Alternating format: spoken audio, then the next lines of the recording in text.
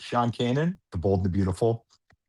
This is my 26 years since starting, and from Cobra Kai and Karate Kid. I'm excited to be back on the Jim Masters show, and I have a feeling he's going to show up soon. And there we are. There he is. Hey, pal, how are you? Now, of course, everybody knows Sean Kanan, and he was teasing, he was razzing. He and I have been actually having a fantastic chat for Yeah, about 15 minutes. that is All the true. stuff you actually really want to know. But Sean is a great friend of our show. And I was telling him, has he ever thought about running for office? The reason why, and I always admire everything he does, not only his incredible career on television and in film and everything else. We've been following him all these years for, of course, from the Karate Kid all the way up, everything else in between, all the soaps, everything you can think of, gang. But he's also one of the nicest guys. He's a straight shooter. He's authentic. He's the real deal. He forms a crowd because people love his energy. But at the same time, he cuts through the ice in a way that gets things done. He strives for excellence. He's somebody that really cares. He's empathetic at the same time. It's a great mix. And I told him he should run for office, but he said he's enjoying what he's doing so much. He doesn't want to deviate from that. Sean, great to have you back on the show, my friend. It's so good to be here with you, Jim. Nice to see you. You've got so much going on, and you've teamed up, of course, once again with your lovely wife. And if people don't Yeah, know, and Sean had mentioned a little bit earlier, he's been on our show a number of times, and you can go back and check out some of the past epic Sean Kane and Jim Masters conversations. We've yeah, talked all about the career and how it all started and all. But also his stepdaughter Juliet Vega was on the show as well, and she's a yeah. brilliant actress, and they've worked together.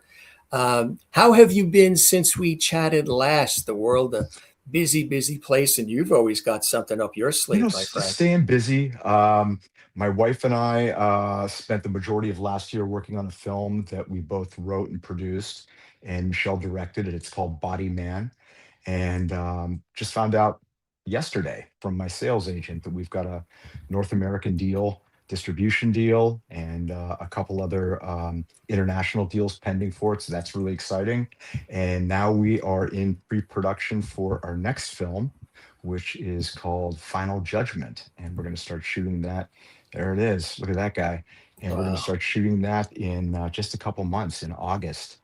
And Michelle's going to direct that one. You can see that's me playing the lead role of Martin Quick, and we both wrote it and we're producing it. And it's kind of the best deal being able to write and produce and act in my own stuff. I don't have to audition. If I don't like the way a line sounds, I get to rewrite it. And I'm working with my best friend and creative partner and life partner, Michelle, and it kind of lends itself to us being able to do our best work together. I don't know if I ever asked the times you've been on the show, my friend, but how did you guys meet? Was it on set? Was it, at No. a gathering, a party, an event? I was actually on a date with her friend, and her friend said, "Hey, my friend's going to come join us for a little while." And I met Michelle, and it really was love at first sight. I felt an electricity that was undeniable, and I just sort of went like this. I went, "I'm going to marry that woman," and I just knew it. I knew it, and getting her to agree to marry me still ranks as my greatest professorial achievement. I would think, yeah. And Yeah, and and yeah. was she responsive right away, or did she make you work hard for it? How'd that work out? We connected pretty much right away. The first year of our relationship, we both had a lot of loose ends that we had to deal with.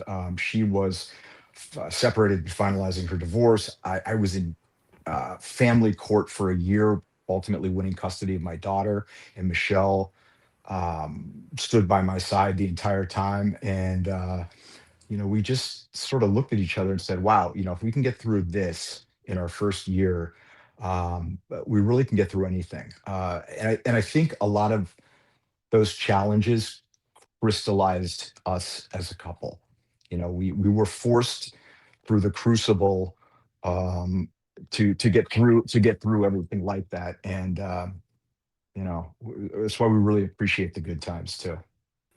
You've had an opportunity to not only be revered and accolade left and right for your extraordinary work in television and film, General Hospital, Bold and the Beautiful, The Young and the Restless, of course, Predicate 3, and so much more, and these other productions you're talking about that are forthcoming.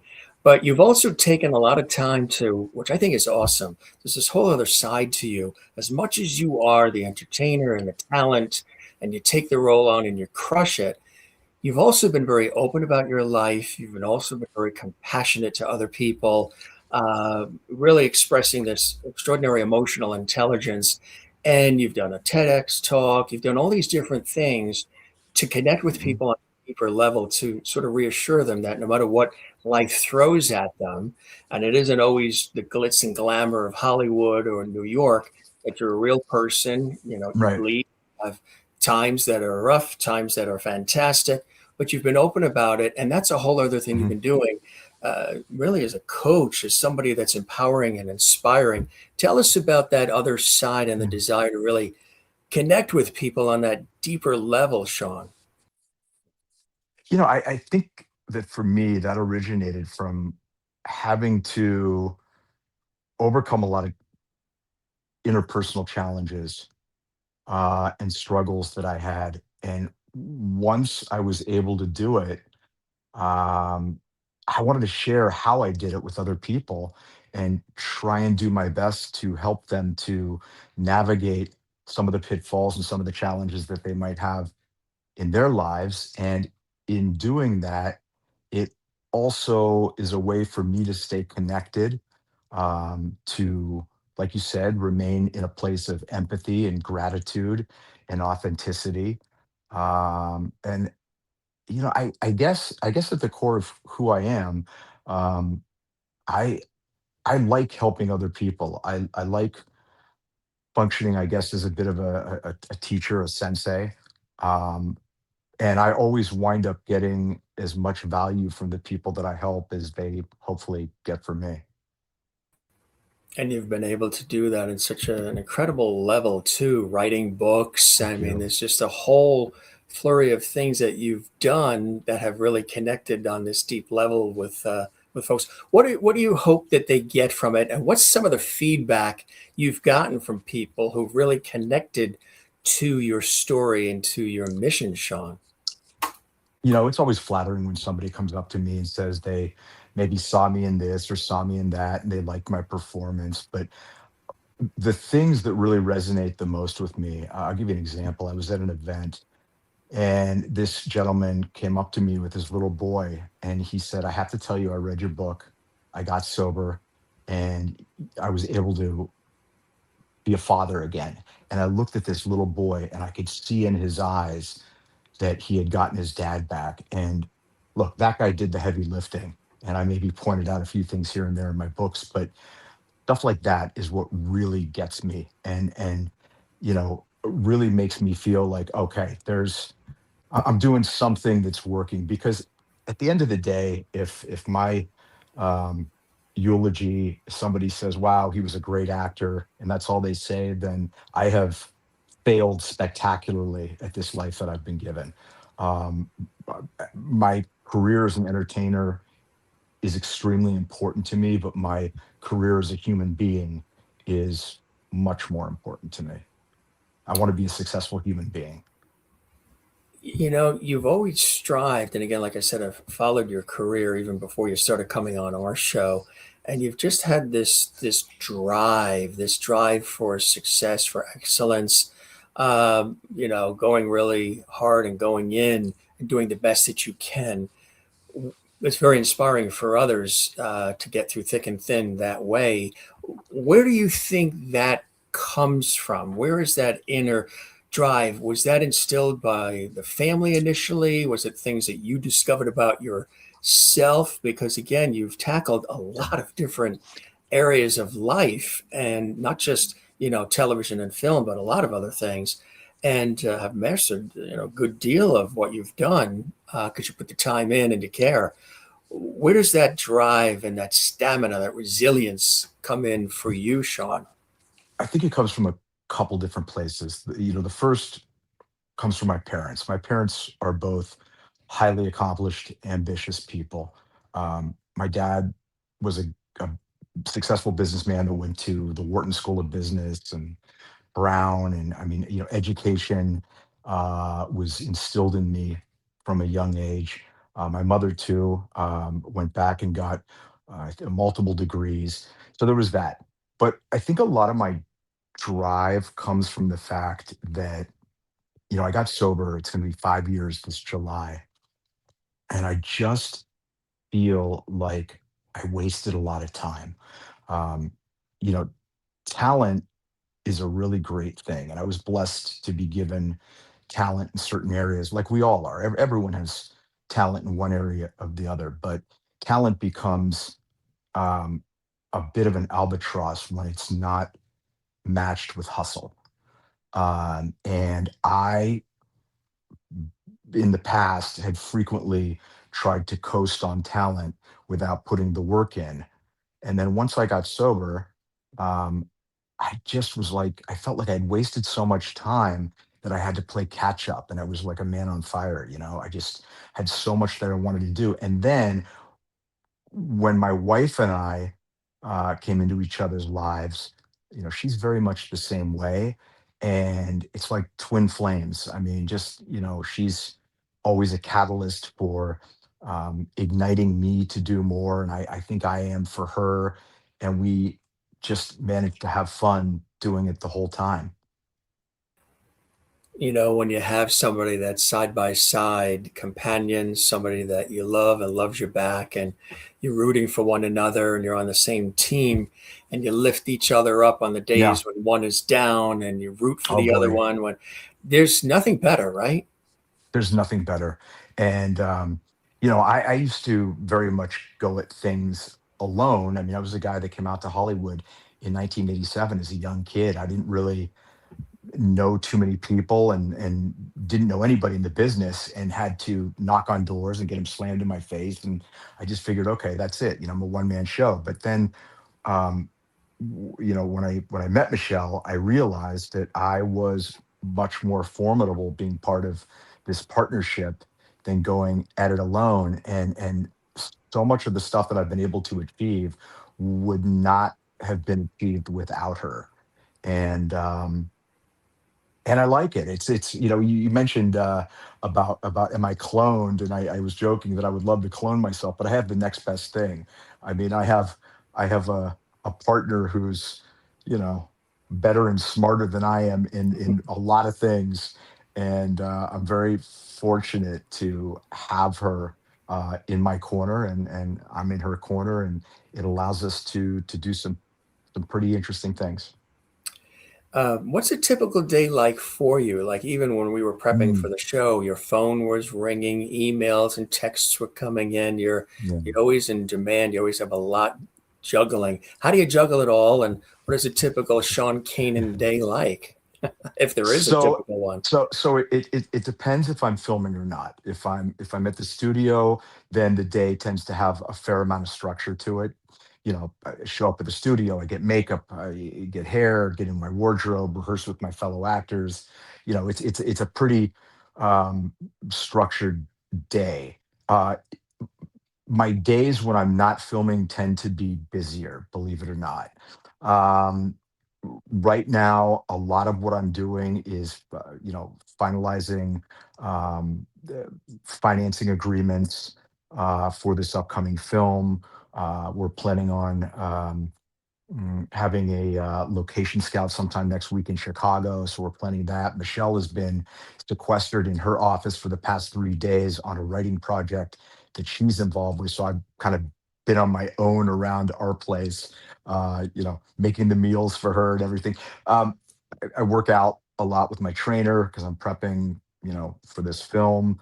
My relaxation, I study Mandarin and I study Italian, and people are like, "Really? That's your relaxation?" But Mandarin is so hard that you can't really think of anything else but that while you're doing it, and so it allows me to kind of laser focus and shut everything else out.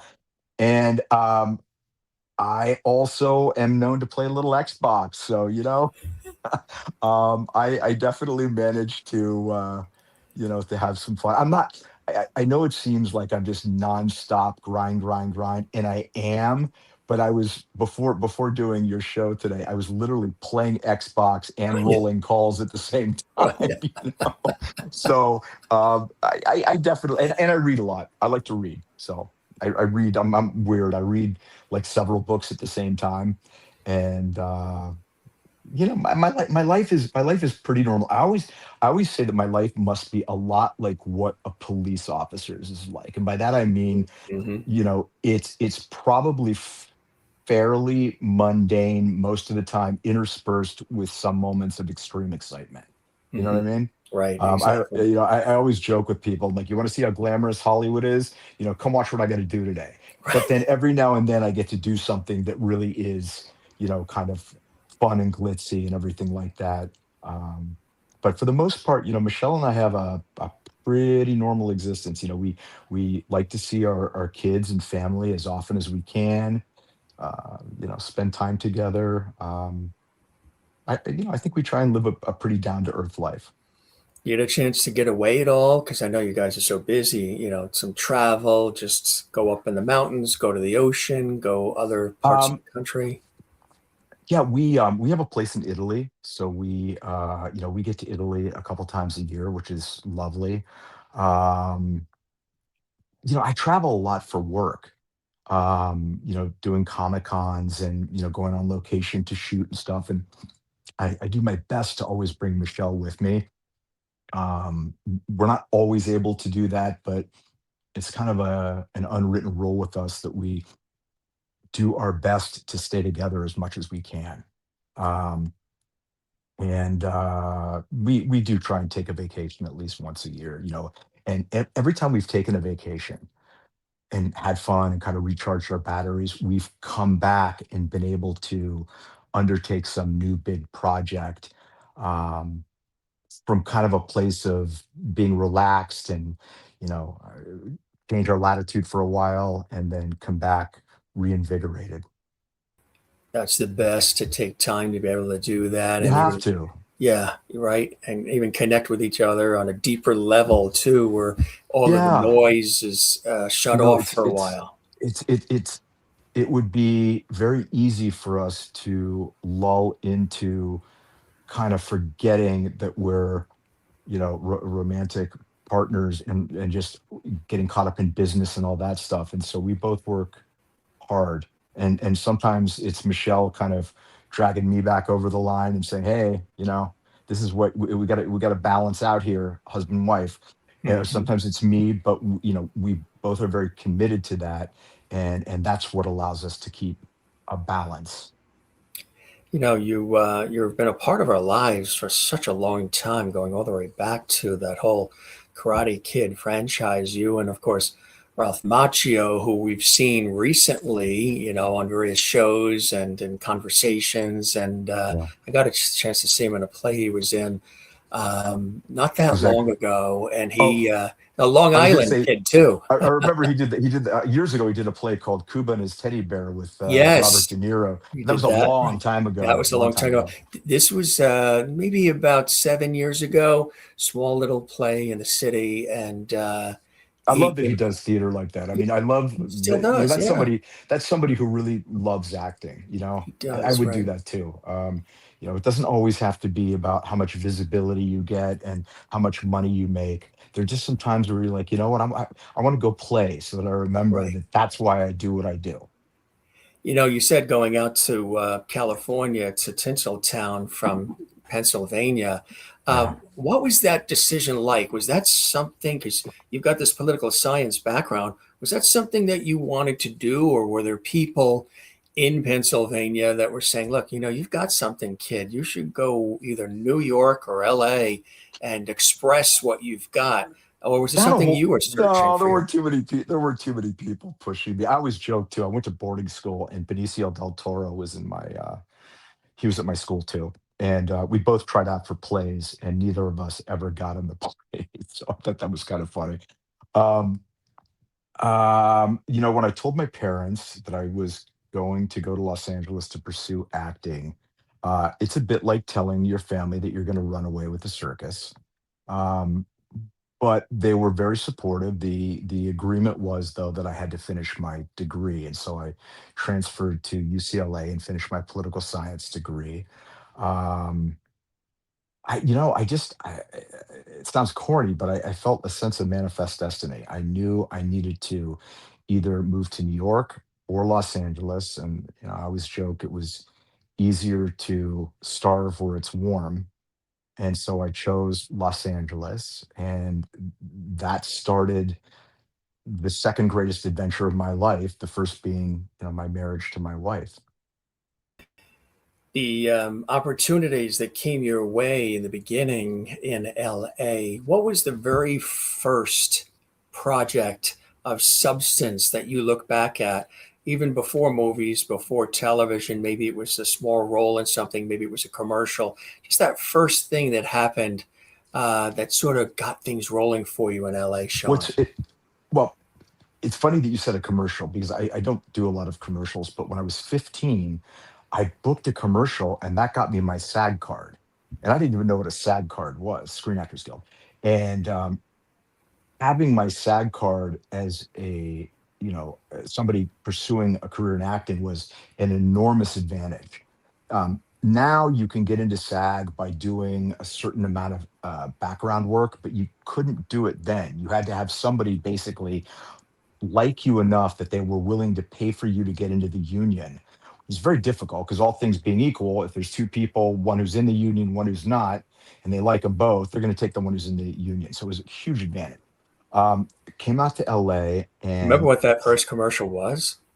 I do. It was for Union Bank, which was a regional bank in Pittsburgh.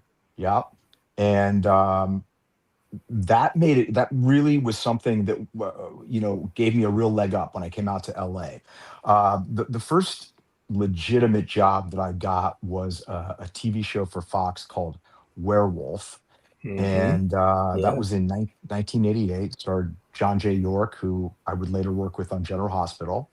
And oddly enough, the other co-star or guest star on the show turned out to be William Zabka's best friend. And so Billy came to set, and I met him in 1988. And I was total fanboy because I was a Karate Kid fan, and it's just so crazy that life had in store for me that within a year I would be the new bad guy in Karate Kid 3. And that's one of the reasons why, I've known Billy since 1988 and we finally got to work together on Cobra Kai all those years later. And that was one of the things that made it really special was having the chance to work with him.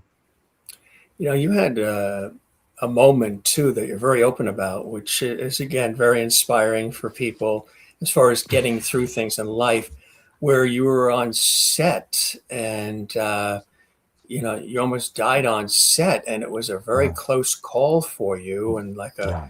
wake up call in your life. Some people might not even know that that had happened to you. Tell us about that and how it changed you. So Christmas Day 1988, um, I passed out in Las Vegas and was taken to Humana Sunrise Hospital. And what had happened was I was filming Karate Kid 3, doing a lot of martial arts, training extensively. And I started having this significant pain in my upper left thigh, which I thought was from all the karate. And so I started taking aspirin. Well, I had perforated my omentum, and I didn't even know what an omentum was. It sits on top of your greater intestine. I was bleeding internally. The aspirin's a blood thinner. It exacerbated the bleeding. My blood pressure dropped, and I passed out. And so I'm at the hospital, and they said, we're gonna have to operate on you. And I thought that meant like Monday.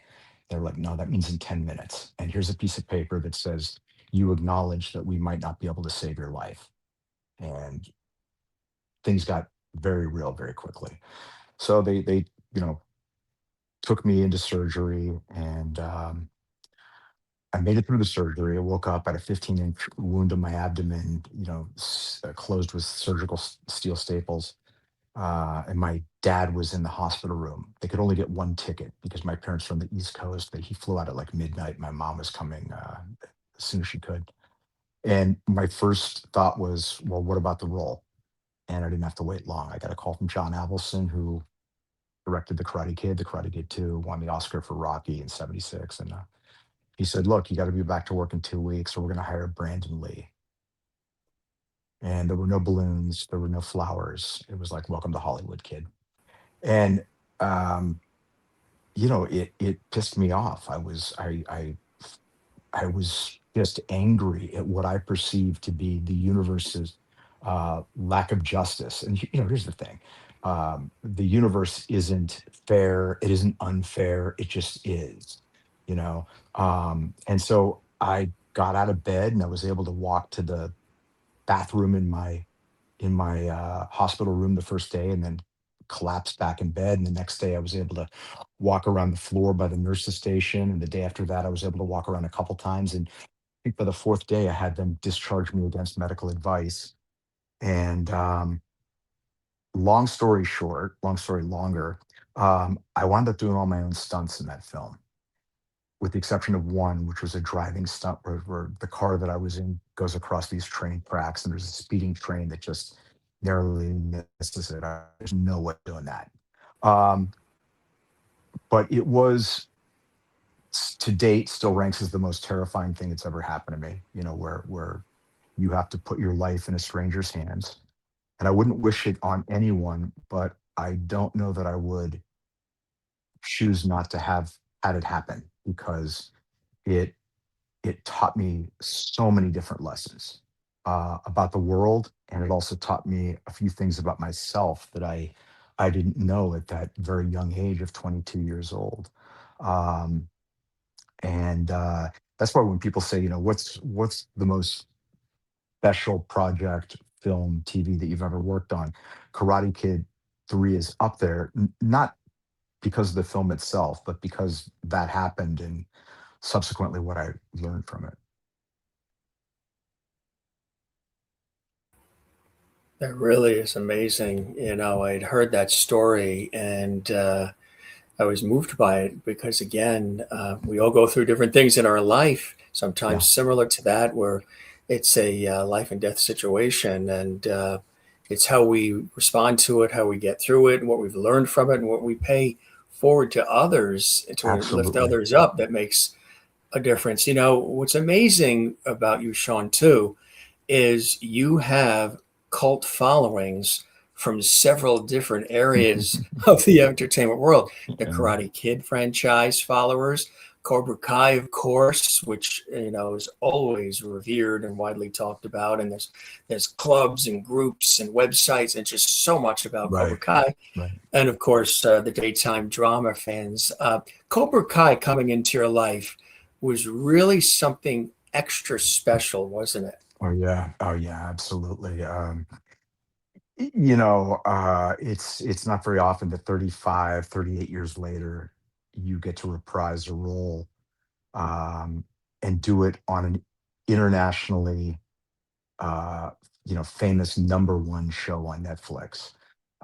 It took me till the fifth season to get on the show, but it really worked out well because when the show started, it was on YouTube Red, and it was a much smaller show with a much smaller following.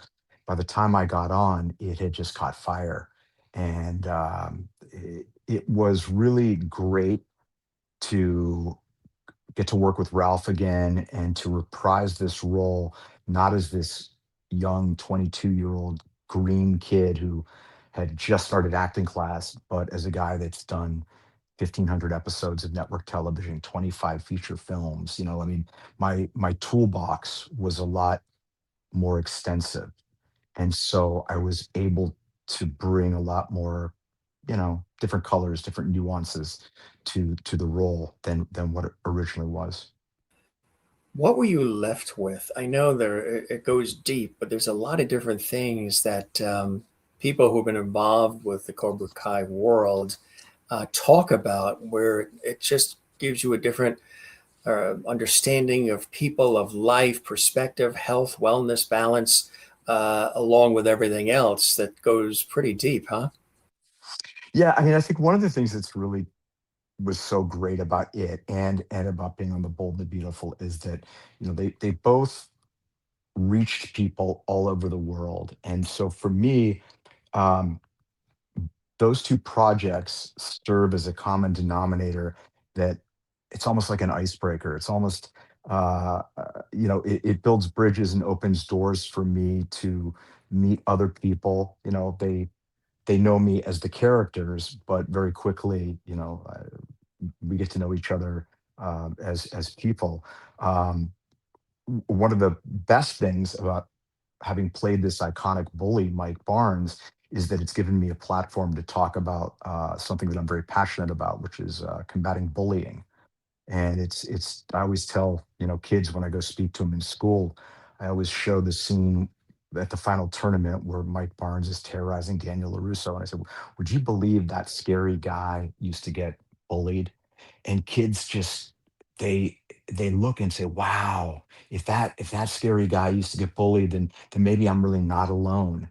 And it facilitates a conversation that has allowed me to you know help a lot of kids. And I wish that I had someone doing that when I was their age. And suicide is the fourth leading cause of death among adolescents, and bullying is a tremendous contributing factor to that. And that's why I'm very passionate about doing what I can and using my platform to help eradicate it. The other part too is the advent of social media, of course, and Cyberbullying. cyberbullying, which Oh is God, yeah. how do you work with that, and what advice do you give people and kids that are dealing with getting picked on, and just, all that it takes is one post or one comment online Yeah, that can yeah, really destroy the character of yeah, anybody, an adult, let alone a child. yeah. A lot of times when I do these bullying seminars, I also do one for the parents. And I I tell them, I say, look, you have every right to know what your kid's doing online. Okay. And you have to be an active participant in their lives. And you have to explain to them because, kids, their brains are still forming, that the things that they choose to do and choose to post, it's not fair, but their prospective employers are now going back into they're going back into like junior high and looking at your life, which is not particularly fair, but it happens. A lot of employers are requesting passwords for prospective employees and looking at their Facebook profiles and looking at the posts they made. And one moment of bad judgment um, can truly change the trajectory of your life. Um, and I also tell kids it's kind of like Spider-Man, with great power comes great responsibility. I mean, the internet is something that has enormous power and has been able to make our lives better in many, many ways, but it's a double-edged sword, and used incorrectly or not tempered with empathy and emotional intelligence and a lot of other stuff can be highly destructive. Exactly right. It's a great, solid message. And, looking back too, it's hard to believe that you have been playing the role of Deacon Sharpe on The Bold and the Beautiful for as long as you I have, my friend. know. Congratulations. So like over 25 years, right? Yeah, I mean, I'm in my 26 years since I started. Now Congratulations. I've left and come back a number of times, but And every time you do, there's a buzz. Everything goes viral. People talk about thank it. you. Did he leave? Is he coming back? Was he killed off? What happened? Did he run Right, away? right, right. And there's an uproar, and people, we've had even people ask us, "Do you know anything? Is he coming back? Is he there?" Yeah, What do you think it is? First of all, of course, General Hospital, The Young and the Restless, this particular role with Bold and the Beautiful, and we're talking about a long time, over 25 years, 26 years. hmm, There's a fan base, there's a following, there's people that yeah. playing the bad boy and all. Um, how did that role come your way, and how has playing that role changed your life in the way that it has, Sean? So I got an audition for The Bold and the Beautiful, and it wasn't for Deacon Sharpe. They didn't. They had me read another character, but it was a character that was already on the show. They were using it as a test audition, and I remember I was in Brad Bell's office. Brad's the executive producer and the head writer, um, and I auditioned for it, and I got it, and I loved the character from the minute I started playing. He was very, very bad when Deacon first came on the canvas, and has had a tremendous amount of evolution and growth. How has the character changed me? I I guess the character has changed me in some respects because of the amazing, um, opportunities that playing this character has provided me. But I think it's that I've also changed the character because as I've grown and evolved and made a lot of changes in my life, Deacon has become a much better man, and I don't know if that's coincidental.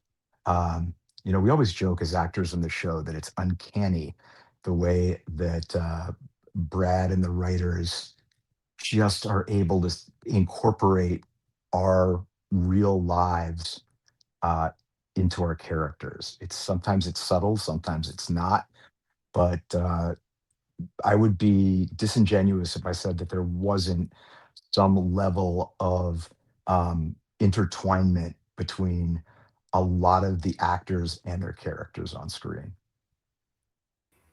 And how much say do you get to have? Do you get to have any input in character development and any of the Um, scripting or just ideas? Gee, maybe he would do this or Deacon would respond this way, or do you you know, just let them go? I try very hard not to give a lot of input into story. Brad has created the a show that is the most watched daytime drama in the world. I don't think he needs my input for story. Um, Regarding the character, there's a certain amount of latitude, I think, um, and it's collaborative in that there have been times that I've been able to do a little nip and tuck here and there on some of the dialogue. Sometimes something just doesn't come out of your mouth quite as easily, and you say, can I try it this way?" But um, for the most part, I'm happy that we've got very talented writers. I'm a writer myself, so sometimes I do put a little nip and tuck on stuff. But other than that, I get scripts and don't know what's coming down the pike, and I open them and I'll call my wife and go, "Oh my God, you're not going to believe what I'm doing now." And I like that. It keeps it fresh. That's the key, is keeping it fresh. And what's a typical day like on set too? People don't realize, and we've had a number of daytime drama actors and actresses come through the show, and they share these various stories about how intense it really is. The show's on 5 days a week, every single week. So you're pumping out a lot of content, a lot of Right. episodes, a lot of scenes. And, the scripts are this thick. There's a lot of Mm. memorization, and you're Yeah. shooting almost like a full episode in a day, Well, we right? do, we do an episode and a half a day Um, because we shoot 4 days a week. it's like 30 Where you, pages, 40 pages of script.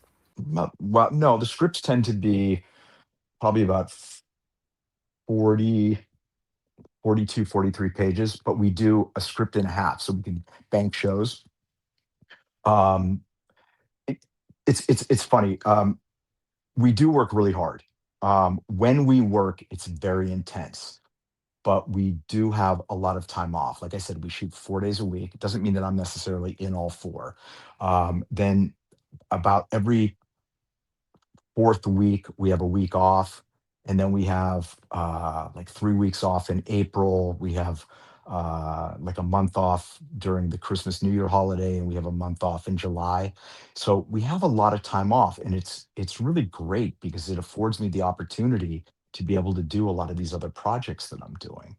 So it's just kind of like the best of all worlds. But when you're working, you better be on point. And it is a skill set, I think, to be able to memorize that much dialogue. We move at a very, very fast pace. Generally speaking, we do one or two takes unless there's a technical problem. Because we do probably 50 scenes a day. So we have rehearsal twice a day. So if you're in the early part of the day, I'll usually have a 7 o'clock call, jump at my dressing room, have a little coffee, get my coffee, I get my makeup done, hair, and then we have a 10 o'clock rehearsal. It's not really a rehearsal. It's we get our block in, and then I'm sorry, 8:30, not 10 o'clock, 8:30, and then we start shooting at 9. If I'm not in until the afternoon scenes, then I'll probably get like an 11 o'clock call, and then we have rehearsal at 12:30 for blocking. And your scenes are almost always sequentially in chunks. They try and do that so you're not, a couple in the morning, couple in the afternoon. So generally, I'm not there too much more than 5 hours, 6 hours. But sometimes we'll have those 13-hour days. When there's big party scenes or things like that. But they've got it down to a science. You've been really good with the fans too, and you realize how the fans really are invested in these Yeah. soap operas and in these characters. What's it like when you hear from the fans, either when they write in or you see them, at events or whatever the case may be? It's got to be, We, after all you these know, years, it's got to be incredible. I've gotten to know so many of them personally. I mean, many of them become friends. I mean, it's just, you see people for 25 years and you're often going to form a relationship with them. Um, I think people are still watching soap operas because there's a longitudinal investment in the emotional relationships of these characters. For some of these people, they've watched these characters for a quarter of a decade. They're invested in who they are, and that's why they keep tuning in to watch. I'm incredibly appreciative of the fans, both for Bold and the Beautiful uh, and Cobra Kai. Um, fan support is an enormous thing, and I think that's also part of what keeps the passion going for me. I feel a genuine responsibility. I'm very protective of this character. I'm the only actor that's ever played Deacon Sharpe. I hope to be the only actor that ever does. And I don't phone it in. Even after 26 years. I mean, this is what I do, and I feel that I've been given this amazing gift that's kind of like winning the lottery. And my job is to find new and interesting ways to stay engaged and do the very best that I can. With all of that too, I mean, writing books and producing films and starring in a iconic soap opera and legendary movies. The soaps too are seen around the world. So there's also where learning some of the Italian came in for you too, right? Because you can go almost anywhere around the world and they will know who these characters are and Oh who these yeah, yeah. soap operas are, right? Yeah, when I realized how popular Bold and the Beautiful was in Italy, I started studying Italian, and I just figured that if I could speak Italian, I could have sort of a second career in Europe. And in fact, I've worked often in Italy, and to this day, I still study Italian. I still have a teacher that I work with, and I love studying languages, like I told you, and learning to speak Italian has been a tremendous gift in my life. You talked earlier about making the food at home when Michelle is sequestered doing, what she's Yeah. doing. What is the Sean Kanan specialty? If we were popping over for dinner tonight and you were the one in the kitchen slicing and dicing, what would be the Kanan family favorite? Well, if how I cook for guests is much different than how I cook for myself. I cook very, very healthy for myself. It's not tremendously exciting, but if I was having guests, I can make a lot of different things. I could do spiced lamb chops over couscous with Moroccan vegetables. I can do all sorts of different pastas. I can do pretty much anything except bake. Baking is very mathematical. You have to adhere to the recipe. I like the improvisational aspect of cooking, where it's like a da da da da, da and the same recipe never quite tastes exactly the same, and I like that. So you probably make a really good meatloaf. I actually do. Me There, too. there, Yeah. there was this great cookbook, and one of the recipes. There used to be a restaurant called 72 Market Street in Los Angeles. It was called the 72 Market Street Meatloaf, and I learned how to make it, and it was delicious. Yeah. And so I can make meatloaf. Meatloaf, you can be creative, just throw it in and do Right, what you want to do and spice right, it all up. exactly. Well, speaking of which, you are in the culinary world with the bad boy sauces too. And there Yeah, you are at a food that's festival at a food show. Yep. showing your wares. Tell us about this. When did this develop for people that don't know Yeah. all about it? Okay. Look, I've always been a foodie. I love hot sauce, and I figured, bad boy karate, bad boy hot sauce. Yeah, Um, and it's just been a lot of fun. There's something very connective about being able to give someone food, and I love to turn people onto my hot sauce, and it's so cool. yeah, it's a What are lot of the fun. flavors that you got? Well, there's Cobra Venom, which has the Carolina Reaper pepper in it, and it's got a real bite to it.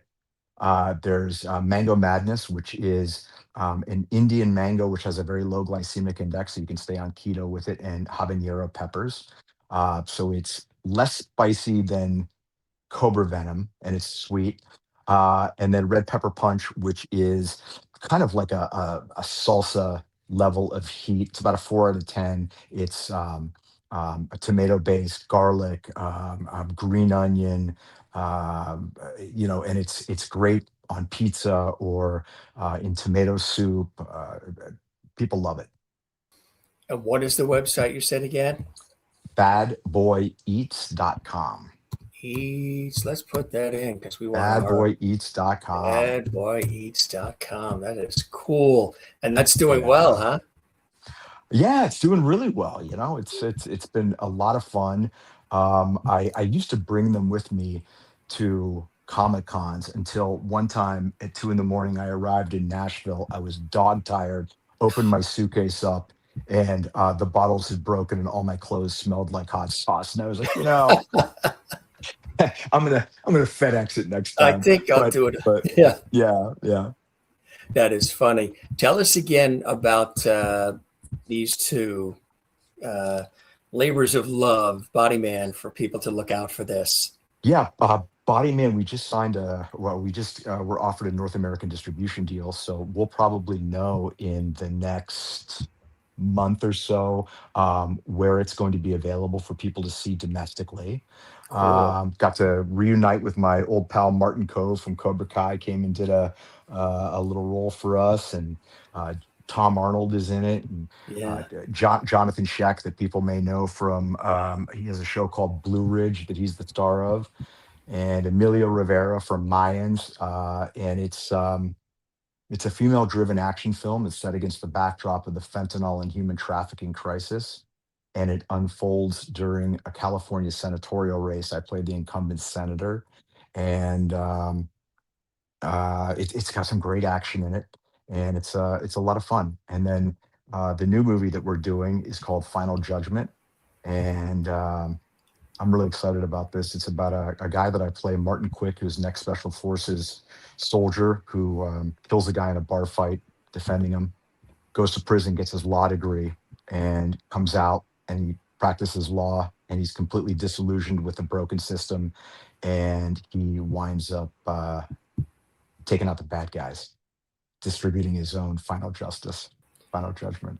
So with both, how long did it take from the germ of the idea for BodyMan to it then being that's a wrap? How long was this process for this one? Not very long. I mean, probably like 7 months, and that's only because we had a temporary. We started production and then had to stop because of my schedule and then resume. But um, Final Judgment, I've probably been writing that for maybe like 4.5 months, and took a couple months to raise the financing, and we're going to shoot it in August, probably for about 15 days. We'll shoot for 15 days, and then it'll be in post production for probably about 3 months, and then it's then it's going to be out there in the world. And it's going to be out there in the world. We're going to keep everybody abreast of it too, and we can't wait to see it. My friend, you're so good at everything you do, and Oh, huge following because you're one of the good guys. And thanks, Jim. for any of the soap fans who are excited that you're on too, because we have such a big, worldwide audience with our show. Yeah. Any message, any hello, anything you'd like to say to those daytime drama Bold and the Beautiful fans, or the ones that remember you on Young and the Restless and GH? Yeah. Well, listen, just keep watching. Bold and the Beautiful is constantly doing new and innovative things. We just launched something called BBTV, which is an app where you can watch all 9,800 episodes on this app, which is really exciting. That's one of the things I love about Bold and the Beautiful and Brad Bell, that it very much is keeping up with the times and staying relevant, by bringing the audience new ways to watch the shows. Um, People are watching their favorite shows on their phones more than they are on television, and it's exposing us to a whole new audience. And I would just say, keep watching, because there's some terrific story coming up with Deacon and Taylor and Sheila. They're all excited. The ears, I'm sure, are perked up now when they heard that. They're like, we heard it direct Thank you. from Deacon Yeah, himself. right. How much of Deacon is you and you are Deacon? I think there's a fair amount of me that is in Deacon, quite a bit. And I would say there's a fair amount of Deacon that is in me now, as opposed to who he was before, because he was a pretty bad guy before. Um, he's a guy that just is, like the rest of us, trying to figure it out, learned a couple things the hard way, and just trying to be a better version of himself every day than he was yesterday. And I think I'm kind of the same way. What would you say to the kid that was in Pennsylvania who had that dream to go west and get into that box that he used to watch in the living room with all those TV shows Mm, and films and get on that big screen where all the movies were and yeah. there he is giving it his best shot and being quite successful at it. Go back to Pennsylvania to that young kid. What would you say to the younger version of Sean Kanan?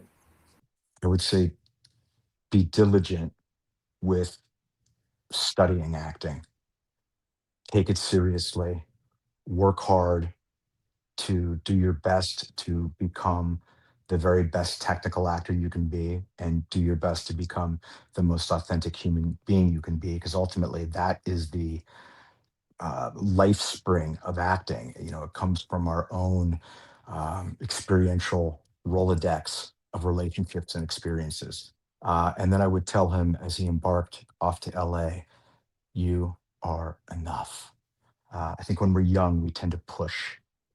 I know I did. And having that confidence and knowing that you're enough walking in the door, is incredibly empowering.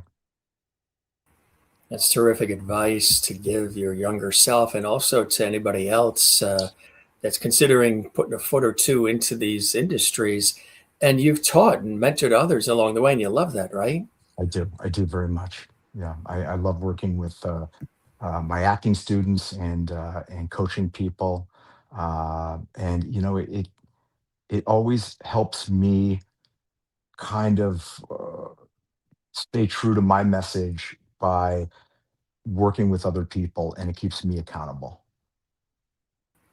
You're great, my friend. Truly. Thanks, Jim. It's always great to chat with you. Always a pleasure. I always look forward Me to it. I know too. our Me viewers too. They too. always ask, when's Sean coming back? When's Sean coming back? And we Oh, always say thank we you. keep that porch light on for you here at the Jim Masters Absolutely. And Show. I can't wait till the next time that we get a chance to talk. And thank you to your audience. And it's always sitting down with a friend and just talking and catching up. That's how I feel when we do this.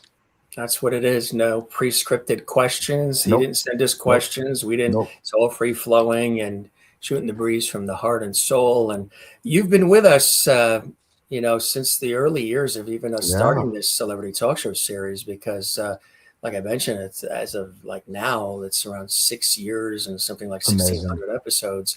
And you've been a part of our journey, like we followed your journey, which is Yeah. terrific. You're part of the family, my friend. There's Thank you. no And I will backing out stay. now, Sean. No, no, sir. I'm here to stay, and just congratulations on all your success because Jen, you touch so many people too, and I think that's why you and I are kindred spirits. We do it in different ways, but we both have a similar mission and desire to help other people. Absolutely right. With a little touch of that East Coast always in Yes, there. sir. East Coast never goes away. Yeah, that's right. The best to you and Michelle and Juliet Thank and the you. entire family. We'll Thank keep you, my that light friend. on for you. We'll look All right, for pal. those upcoming movies. Go make dinner, whip up something exciting, I and give will. our love to Michelle. All right, And pal.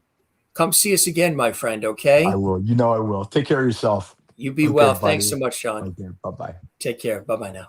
Sean Kanan joining us here on the Jim Masters Show. How cool was that, huh? I say that all the time because it really was cool. You guys, of course, that are the daytime drama fans, love him on The Bold and the Beautiful as Deacon Sharpe. 26 years in that role on The Bold and the Beautiful. And of course, he was on General Hospital and he was on The Young and the Restless and Karate Kid 3. Great story about how he almost, was killed on set. His years with Cobra Kai, the books he's written, the Bad Boy Sauces too, and of course working with his better half Michelle, and they're producing some really cool things, including BodyMan. Look for that, and also he's very excited about Final Judgment. Look for that as well. Look at that cover too, huh? These are some exclusive screenshots and his Bad Boy Sauces. This guy's got everything going. I really tell you, he's a true go-getter, but also he's a great guy. He's a tremendous friend of mine and of our show as well. I encourage you to go back and check out previous episode where Sean Kanan was on, this episode, that episode, that episode. And he's also been on some of our specials too that we've done celebrating, the many years of the Jim Masters Show Celebrity Talk Show series. And I can't believe all the years we've been here pumping out all this content and all these great episodes for all of you. It is a blessing. It's a pleasure. We love doing it. I love doing this for you, hosting and producing the show. A lot of work. Love every second of it for you. If you enjoy it, give this episode a thumbs up, subscribe to our YouTube channel, which is Jim Masters TV, and leave a comment below. What is one of your favorite memories of Sean Kanan? Do you love watching him on The Bold and the Beautiful and the Deacon role? Did you love when he was on GH, Young and the Restless, Karate Kid, Cobra Kai, upcoming movies? We didn't even talk about Studio City, which he created as well, which was another great series. And he mentioned Werewolf back in 1988, which was on Fox. He's been a part of a lot of great television shows and specials and film productions. And he's one of the cool guys and one of the nice guys in the business and a great friend. Thanks for being with us, everybody. Again, we would love it if you give this episode a thumbs up, drop a comment below. We love hearing from you guys. It means the world. And also subscribe to the channel if you haven't. And let us know you're there. Love having you here. Love having Sean joining us as well. And hope you enjoyed it as much as I did. Thanks for being with us, everybody. Come see us again on the Jim Master Show Celebrity Talk Show series. We love you all. Don't forget to take care of one another and take care of yourself and love one another. And don't forget to love yourself.